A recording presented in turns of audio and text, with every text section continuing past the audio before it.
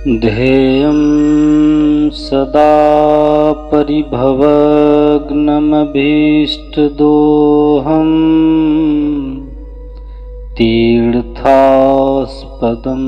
शिवविरञ्चिनुतं शरण्यं मृत्यार्तेऽहं प्रणतपालभवाब्धिपोतम् वन्दे महापुरुषते चरणारविन्दम्।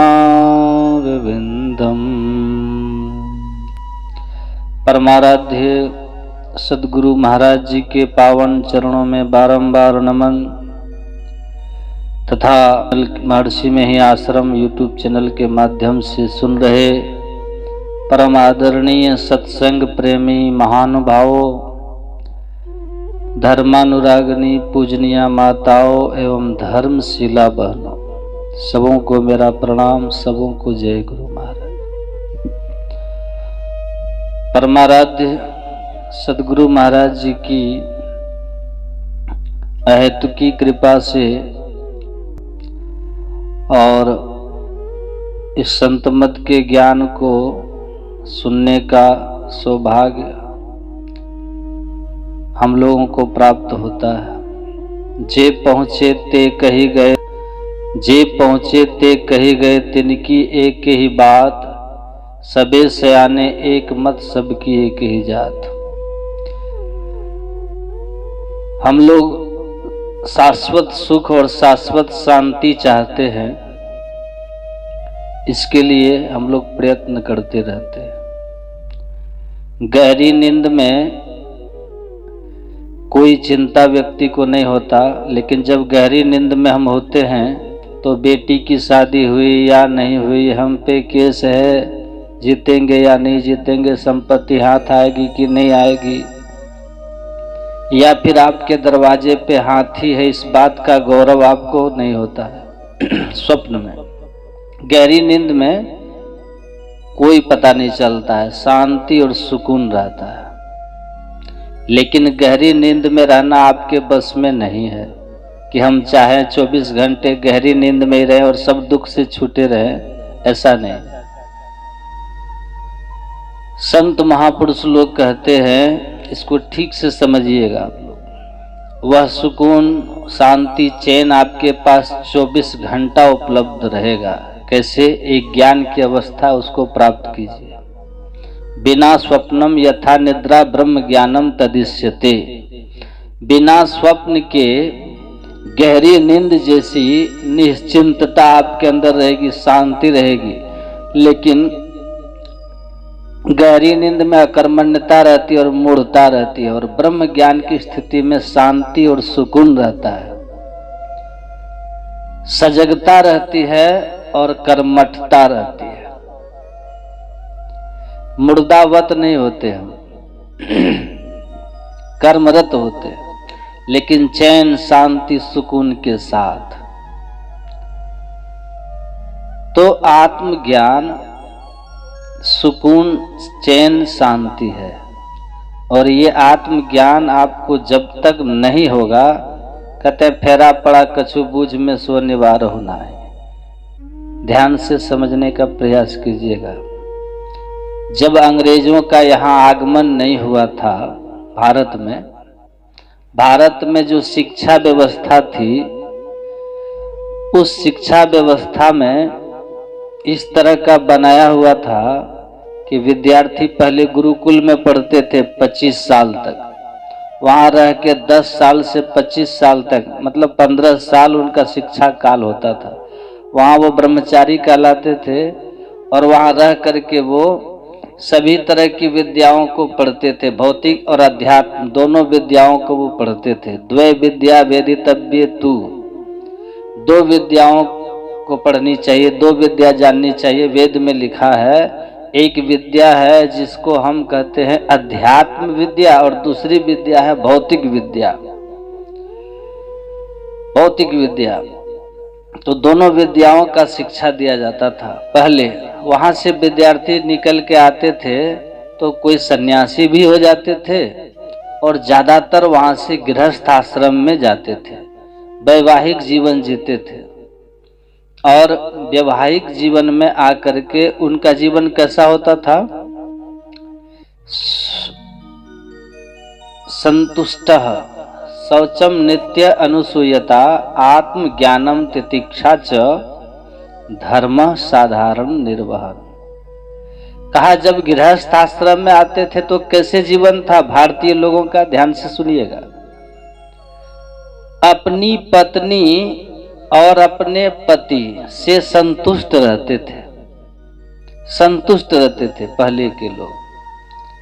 तलाक का कोई हिंदी और संस्कृत में शब्द नहीं है, क्योंकि भारतीय परंपरा में, सनातन वैदिक धर्म की परंपरा में तलाक विवाह विच्छेद नहीं था। जैसा भी मिल गया उसको परमात्मा की कृपा और जोड़ी ऊपर से बन के आई है, ईश्वर ने मेरे लिए यही पति यही पत्नी भेजा है, और उसको धार्मिक संस्कार के रूप में ग्रहण कर लेते थे, अग्नि को साक्षी मान के 7 जन्म के लिए। और जैसा भी है वो उससे संतुष्ट रहते थे। तो अपनी पत्नी के प्रति एक निष्ठ, भगवान श्री राम की तरह एक निष्ठ पत्नी व्रत, और अपने पति से संतुष्ट, जैसा भी है उसी के साथ जीना है। किसी से द्वेष भाव नहीं रखते थे, जलन नहीं रखते थे। हम अपनी आवश्यकता के हिसाब से जिएंगे। पड़ोसी के घर में कार है तो उनकी जरूरत है तो वो रखे हैं, हमको जरूरत नहीं है तो हम कार क्या करेंगे? क्यों हम कार खरीद ले? हमारी आवश्यकता ही नहीं है। अपनी आवश्यकताओं के अनुसार लोग जीते थे, संतुष्ट रहते थे। आवश्यकता के हिसाब से जीने वाला व्यक्ति संतुष्ट रहता है जीवन में, और पड़ोसी को देख के जीने वाला जीवन भर परेशान रहता है, क्योंकि चादर तो आप फैला रहे हो औकात से बाहर। टेटे पाँव पसारिए जेती लंबी सांव, तो आप सुखी रहिएगा। आप अपनी आवश्यकताओं के हिसाब से जिए, आपका जीवन आनंदमय होगा। पड़ोसी के हिसाब से जिएंगे, वस्तु तो खरीद लेंगे लेकिन आप अशांत रहेंगे, कर्ज में डूबे रहेंगे। आवश्यकताओं के हिसाब से जीना है। नित्यम मतलब अशौच नहीं, शौचम पवित्रता, पवित्रता का जीवन होना चाहिए। पवित्रता जीवन का मतलब क्या होता है? कि कर्म हमारा पवित्र हो। पाप कर्म नहीं कीजिएगा तो पवित्र जीवन है। खान पान पवित्र हो, विचार व्यवहार पवित्र हो, कर्म पवित्र हो, तो पवित्र जीवन जीते थे।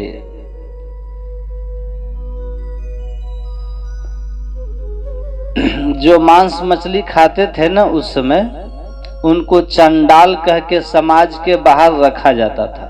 गांव के बाहर उनका घर होता था जो मांस मछली खाते थे। एक अलग ही मतलब जो दुनिया था भारतवर्ष का, देखिए किस तरह की परिवर्तन आया, ध्यान से समझिएगा। आत्मज्ञानम तितिक्षा च, जीवन में सुख दुख आता था उसको मिलजुल के परिवार के लोग सहन कर लेते थे, और आत्मज्ञान प्राप्त करना जीवन का लक्ष्य था। मतलब गृहस्थ अपनी पत्नी एक दूसरे के प्रति वफादार होते थे, और साथ ही साथ पवित्र उनका जीवन होता था। सुख दुख को सहजता से सहते थे, सहनशीलता थी जीवन में, और आत्मज्ञान का साधन था। ये जीवन दर्शन था उस समय हमारा। और जैसे ही मैं काले भारत आया, उसने क्या किया, बढ़िया से स्टडी किया और कहा कि भारतीयों को अगर पूरी तरह से गुलाम करना है तो सबसे बड़ी व्यवस्था इसकी शिक्षा पद्धति है। ये लोग अपने को अमर आत्मा मानते हैं। बंदा वीर बैरागी लड़ गए, बैठ करके ध्यान कर रहे थे। गुरु गोविंद सिंह कह ध्यान भजन कर रहे हो, तुमको पता है बाहर क्या हो रहा है? विधर्मी लोग आकर के देश में पूरा अन्याय अत्याचार कर रहे हैं, बहु बेटियों की इज्जत सुरक्षित नहीं है, धर्म एकदम खतरे में है। तुम आंख बंद करके ध्यान में बैठे हो, ध्यान लगा रहे हो। तो ध्यान करो, लेकिन धर्म रक्षा के लिए भी तैयार हो जाओ। बंदा वीर बैरागी दिन भर युद्ध करते थे और रात में बैठ करके रात भर समाधि लगाते थे। भीष्म पितामह का पढ़े होंगे, लिखा है भगवान कृष्ण का महाभारत का युद्ध दिन भर चलता था और ब्रह्मे मूर्ते उत्थाय वार्यो पशु प्रसु केशव गद्यो प्रसन्न कर्णम आत्मानम तत्परस्तात् भीष्म सारी योद्धा दिन भर युद्ध करते थे। शाम में बैठ करके परमात्मा का ध्यान करते थे, ब्रह्म मुहूर्त में उठ करके ध्यान करते थे और फिर युद्ध करते हुए भगवान का स्मरण करते हुए युद्ध करते थे। ये था हमारा देश भारत, आत्मज्ञान। तो कहा ये तो अपने को हमारा आत्मा मानते हैं। बंदा वीर बैरागी लड़ने चले गए, फर्रुखसियर पकड़ लिया। औरंगजेब का बेटा था फर्रुखसियर, चिमटा गरम के करके उसका मांस नोचता था। बंदा वीर बैरागी मुस्कुराते थे, कहा तुमको हम नोच रहे हैं, तुम मुस्कुरा क्यों रहे हो, कष्ट नहीं होता है? बंदा वीर बैरागी ने कहा कि तुम मेरे शरीर का मांस नोच रहे हो, हमको नहीं नोच रहे हो। हमारे यहाँ कृष्ण हुए, उनका गीता में ये ज्ञान है। उन्होंने कहा है कि हम जो हैं अजर अमर अविनाशी आत्मा है, शरीर तो वस्त्र की तरह है, तुम मेरे शरीर को नोच रहे हो। और ये ज्ञान मेरा केवल ग्रंथ तक नहीं है, अपनी गुरु की कृपा से हमने साधन करके अपने उस आत्म स्वरूप को उपलब्ध कर लिया हूं, इसलिए मेरी शांति को तुम छू नहीं सकते हो। सिकंदर आया महर्षि दंडयायन के पास, कहा कि मेरे गुरु ने कहा एक सन्यासी को लेके आना, चलो तुम। कहा हम किसी सिकंदर बादशाह को नहीं जानते हैं, हम एक ही बादशाह को जानते हैं जिसके एक इशारे से पानी के बुलबुले की तरह इस धरती पर करोड़ों करोड़ बादशाह रोज बनते और रोज मिटते हैं। हम उस एक बादशाह को जानते हैं। ये प्रकृति दो उत्पत्ति लय होवे प्रभु की मौज से। गुरु महाराज जी कहते हैं जिस परमात्मा की मौज से प्रकृति बनती बिगड़ती है वही असली बादशाह है। उस बादशाह को मैं जानता हूं, तू नहीं जानता। कुछ नहीं, कहा तलवार देख रहे हो, गर्दन काट देंगे। हंसने लगे दंडयायन, कहा जिस गर्दन से तू हमको अलग करने की बात कह रहे हो उस गर्दन से मैं बहुत पहले अलग हो चुका हूं, बहुत पहले अलग हो गया हूं। तुम हमको कुछ नहीं कर सकते हो। गर्दन कट के गिरी तुम भी देखोगे, हम भी देखेंगे, क्योंकि हम गर्दन से मुक्त हो चुके हैं, शरीर से हम अलग हो चुके हैं। हमारे गुरु महाराज जी कहते थे दूध में जिस तरह घी रहता है उसी तरह से शरीर में चेतन आत्मा है, मन में चेतन आत्मा है। दूध से घी को पृथक कर लीजिएगा, घी अपना काम शुरू कर देगा पूड़ी बनाने का, लेकिन दूध के साथ वाली घी से पूड़ी नहीं बन सकती, खीर बन जाएगी। उसी तरह से शरीर में रहने वाला चेतन आत्मा जब शरीर इंद्रियों से अलग हो जाता है तब वह अपने स्वरूप में स्थित होके अपने आनंद को अनुभव करता है, परमात्मा को पहचानता है और उसका परम कल्याण हो जाता है। फिर उसको कोई छू नहीं सकता है, उसको कोई टच नहीं कर सकता। हमारे गुरु महाराज जी का ऑपरेशन करने गए डॉक्टर हरनिया का, तो कहा कि इथर सुंघाएंगे। गुरु महाराज जी ने कहा कि मैं जीवन में कभी नशा नहीं किया हूं, बचपन से लेके आज तक, अब हम नशा लेंगे? आप ऑपरेशन कीजिए। कहा महाराज कष्ट हो जाएगा आपको। बोला, उन्होंने कहा चिंता मत कीजिए,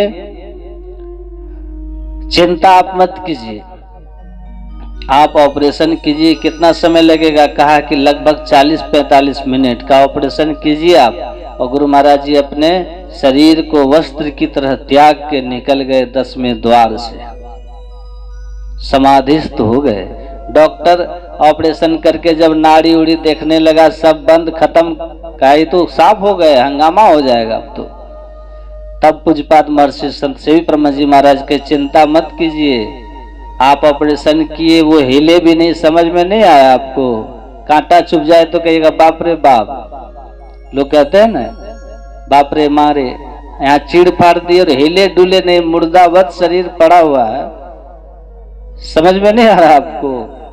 महायोगेश्वर हैं हमारे गुरु महाराज जी, महायोगी हैं। शरीर को वस्त्र की तरह कभी भी छोड़ करके बाहर निकलने की क्षमता है इनमें, ऐसे महायोगी हैं।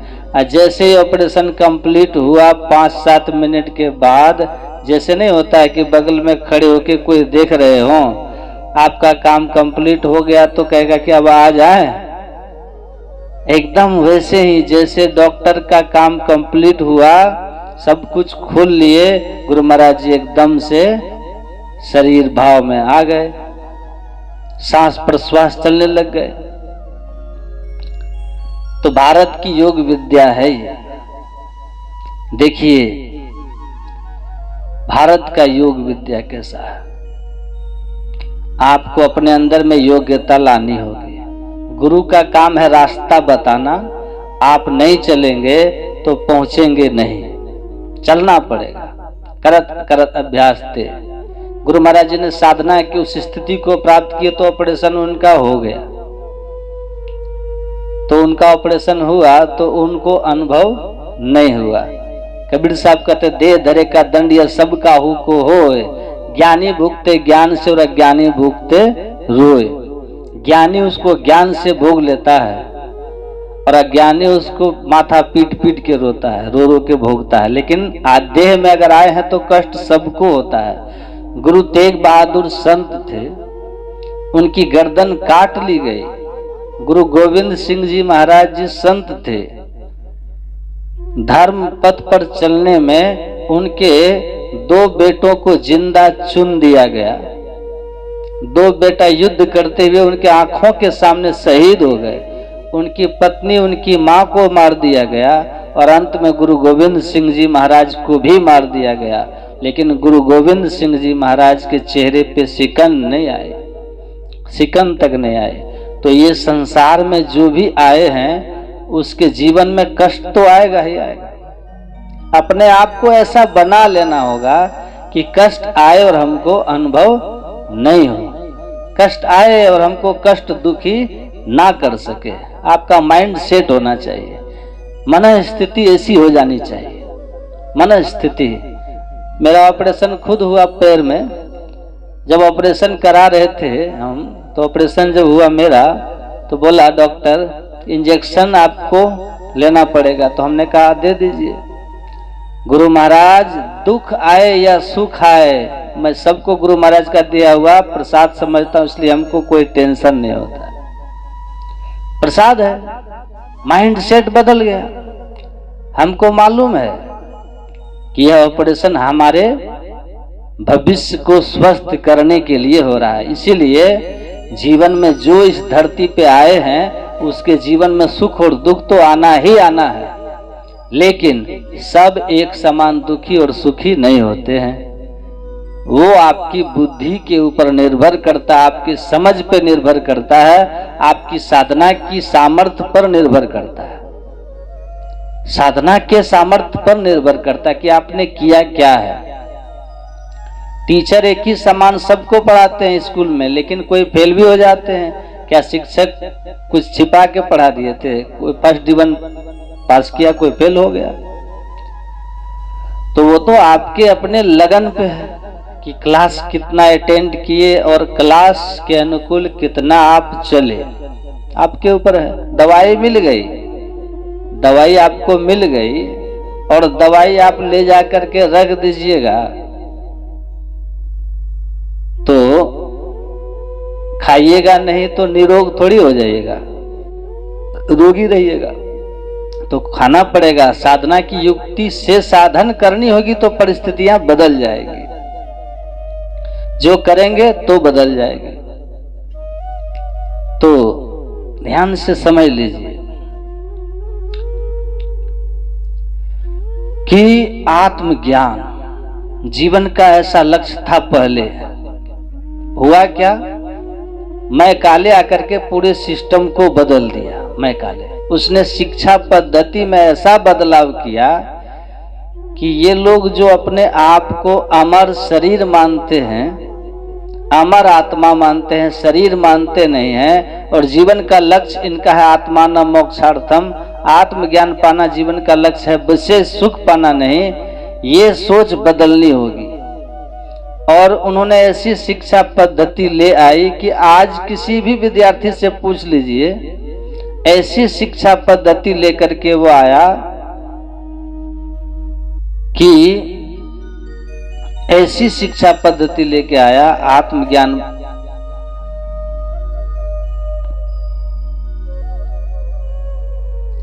बूझ में अंतर आ गया। ऐसी व्यवस्था लेकर आई गई कि लोग ये समझने लगे मैकाले की शिक्षा पद्धति, उसमें ऐसा व्यवस्था कर दिया उसने। आज आप किसी बच्चे से पूछ लीजिए किस लिए पढ़ते हो, तो कोई कहेगा नौकरी के लिए, कोई कहेगा पैसे कमाने के लिए, यही कहेंगे। ये कोई नहीं बोलेगा आपको कि हम पढ़ रहे हैं ज्ञानी बनने के लिए। उस समय शिक्षा व्यवस्था थी ज्ञानी बनाने के लिए, आत्मज्ञानी, मोक्ष की शिक्षा, मोक्ष पाना जीवन का लक्ष्य था। संसार हमारा भोग, संसार की भोग करना हमारा लक्ष्य नहीं होता था।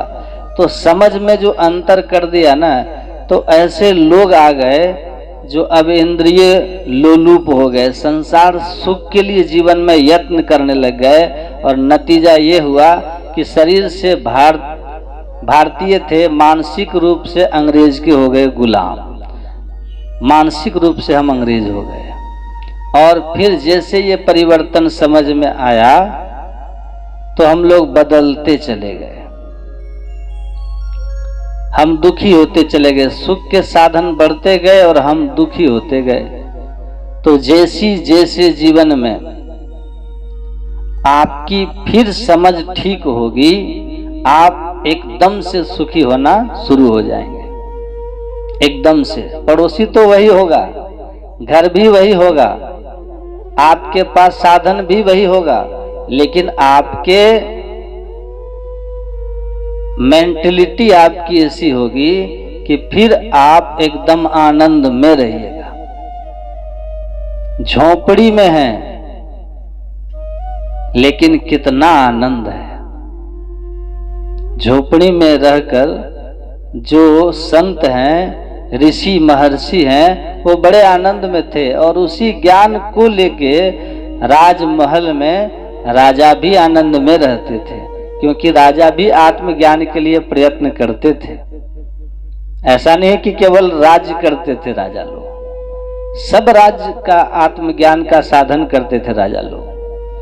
गुरु थे उनके, दशरथ जी महाराज को गुरु है, वो महर्षि वशिष्ठ के पास जाते हैं जीवन में कोई आपदा विपदा आती है तो। और आप पढ़े हैं कि जब राजा तो ब्रह्म मुहूर्त में ही जग जाते थे, शिव मंत्र कह रहे हैं। आज क्यों नहीं जगे? ब्रह्म मुहूर्त में किस लिए जगते थे? ब्रह्म ज्ञान के लिए जगते थे राजा दशरथ, लेकिन उस दिन नहीं जगे तो सुमंत को चिंता होती है। तब उनको जानकारी होती है कि भाई कैकेयी महारानी ने उनके सामने 2 शर्त रख दी है। एक शर्त क्या है? तापस भेष विशेष उदासी 14 वर्ष राम वनवासी, और दूसरा भरत को राज्य मिल जाए। तो इसीलिए वो उठकर रोज आते थे ध्यान करने। आज नहीं आए तो उनको चिंता होती है, तब पता करने जाते हैं। तो जो आंतर सुख के लिए साधना करते हैं उनके जीवन में शांति आ जाती है, क्योंकि शांति कहीं बाहर में नहीं है, शांति हमारे अंदर में है, या हमारे स्वरूप में है, या आत्मा का गुण धर्म है। हम अभी इंद्रियों के गुण धर्म के साथ में हैं, इसीलिए इंद्रियों के गुण धर्म के साथ रहने के कारण हमारे अंदर में अस्थिरता और बेचैनी है। बेचैनी है। पागल खाने में क्या करता है जानते हैं आप लोग? पागल खाने में क्या करेगा? एक ड्राम को लटका देता है, अलग अलग तरीके से जांचते हैं वो लोग। एक ड्राम जिसके अंदर पेंदी नहीं है लटका दिया, और पागल सबको कहेगा कि इसमें पानी डालो, भरो। सब जजा के भर रहा होता है, और उसमें जो देख लिया कि अरे पेंदी नहीं है, डॉक्टर को कहता है डॉक्टर साहब उसमें तो नीचे पेंदी ही नहीं है, कितनों पानी डालेंगे तो भरेगा थोड़ी। डॉक्टर कहता तुम अब ठीक हो गए हो, जाओ जाओ तुम अब ठीक हो गए, क्योंकि तुमको समझ हो गया ना कि पेंदी है, नीचे से छेद है, खाली है तो पानी तो भरेगा ही नहीं, तो तुमको समझ हो गई। इसमें रूप रस गंध स्पर्श शब्द पांचों विषय सुख डालते रहिए और जीवन के को देख लीजिएगा। बचपन से वृद्धावस्था आ गई लेकिन संतुष्ट हुई है इंद्रियां हमारी, शांत हो गई है, मन शांत हो गया है, नहीं हुआ है। उनका स्वभाव है तुम डालते रहो डालते रहो, बनावट ही ऐसी, ये नहीं भरेंगे। आप परेशान हो जाएंगे, हैरान हो जाएंगे, लेकिन आपको कभी भी इंद्रियों से संतुष्टि नहीं मिलेगी, नहीं भरेगा ये। भोगम न भुक्त्वा वयमेव भुक्ता, कालो न याति वयमेव याता, तृष्णा न जीर्णा वयमेव जीर्णाः। राजा भर्तृहरि कहते हैं कि लोग कहते हैं कि समय बीत गया, समय नहीं बीतता है, समय तो वही है, सोमवार से लेकर इतवार ही रहता है, जनवरी से दिसंबर ही रहता है, बदलता नहीं है। हम ही लोग बदल जाते हैं, बीत जाते हैं, स्वर्गीय हो जाते हैं, पास्ट हो जाते हैं। समय नहीं बीतता, हम बीत जाते हैं। भोग को हम नहीं भोगते, भोग हम ही को भोग जाते हैं। दुनिया से रूप खत्म नहीं होता, हमारी आंख की देखने की क्षमता देखते देखते खत्म हो जाती है। हम रूप भोगे कि रूप हमको भोग लिया, ये आप खुद अनुभव कीजिए। शब्द खत्म नहीं होता, कान से सुनाई देना बंद हो जाता है, तो कान को शब्द भोग लेता है। हम सोच रहे हैं हम गीत सुन रहे थे, गीत हम ही को सुन लिया। उसी तरह से तृष्णा न जीर्णा वयमेव जीर्णाः, हम रोज संसार सुख के पीछे भागते भागते भागते भागते रह जाते हैं। संसार सुख की कामना छीन नहीं होती, हमारा शरीर ही जीर्ण निश्चिष्ट हो जाता, हम ही छीन हो जाते हैं। तो हम भाग ही रहे हैं उधर जहां पेंदिए नहीं है, डाल रहे हैं हम पानी, भरेगा ही नहीं। तो करना क्या है? संत महापुरुष लोग इसलिए कहते हैं कि समझ को बदल लीजिए। समझ यही है कि सुख शांति और आनंद कहीं संसार की किसी वस्तु से नहीं मिलती है। वास्तव में सुख शांति और आनंद आपके अंदर में है। सुख स्वरूप परमात्मा है, सुख स्वरूप आप उसके अंश हैं। आप अपने स्वरूप में होइए, आप अपने अंशी से मिल जाइए। ढेला की गतिशीलता अपने आप समाप्त हो जाएगी जब धरती पर वापस आके मिल जाएगी। नदी की जल की चंचलता स्वतः समाप्त हो जाएगी जब सागर में जाके मिल जाएगी। सरिता जल जल्दी में जाए होई अचल जिम जीव हरि पाई। उसी तरह से ये जीव जो परमात्मा से मिल जाएगा तो उसका सारा दुख दर्द समाप्त हो जाएगा, चंचलता चली जाएगी। उसके पहले उपाय नहीं है। इसीलिए संत सुंदरदास जी महाराज कहते हैं, जन सुंदर सत्संग से, ये जो आप सत्संग करते हैं सुनते हैं, उपजे सहज ही ज्ञान, और इस सत्संग को करने से आपको सहजता से ज्ञान की प्राप्ति होगी। आत्म परमात्म मिले। ये आत्मा जो शरीर इंद्रियों में फंस के परमात्मा से बिछुड़ करके जीव जबते हड़ते बिलगानियो देह गे निज कर जान्यो, माया बस स्वरूप बिसरायो तही कारण दारुण दुख पायो। तुलसीदास जी कहते हैं जीव जब हरि से विलग हो गया तब से शरीर इंद्रियों में फंस गया, स्वरूप को भूल गया, अपने को शरीर मान लिया और इसीलिए जन्म मरण के चक्र में फंस गया और अब तक दुख भोग रहा है। तो इसको शांति चाहिए, आनंद चाहिए, तो फिर उसी में मिलना होगा जिससे बिछड़े हो। जाहि के संग बिछड़े ताहि के संग लाग। जिससे बिछड़े हो उससे लग जाओ, दुख दर्द सब समाप्त हो जाएगा, सब समाप्त हो जाएगा। जब तक ईश्वर की तरफ नहीं मुड़ोगे सुख शांति नहीं आएगी। ईश्वर की ओर चलना शुरू हो जाओगे, जीवन में सुख शांति आना शुरू हो जाएगा। तो शांति के लिए परमात्मा की भक्ति करनी है। उसका ठीक ठीक ज्ञान होना चाहिए। इसीलिए वेद भगवान कहते हैं कि ओम युंजान प्रथमं मनस्तत्वाय सविता ध्येयम् अग्निर ज्योतिर्निश्चय पृथिव्या अद्या भरत। वेद भगवान कहते हैं कि उस जगत प्रसवकर्ता ईश्वर को प्राप्त कीजिए। इसीलिए प्राप्त कीजिए कि उनको प्राप्त करने से ही आपके सारे रोग शोक संताप दुख समाप्त हो जाएंगे। तो क्या करना होगा उसके लिए? सबसे पहले ये सत्संग सुनना होगा, सत्संग करना होगा, बुद्धि योग करनी होगी। तो सत्संग नित्य कीजिए, मति होए निर्मल सार रे, रुचि प्रेम प्रति सौंपजे, सुख लहि अति ही अपार रे। नित्य प्रति सत्संग कर ले प्यारा, तेरा कार्य सरे सारा। ध्यान कीजिए तो जीवन में सुख शांति का मार्ग खुल जाएगा। उस ओर चलिए, संसार की ओर से आत्मा की ओर चलिए, परमात्मा की भक्ति कीजिए, फिर देखिए संसार आपका कैसा होता है, देखिएगा।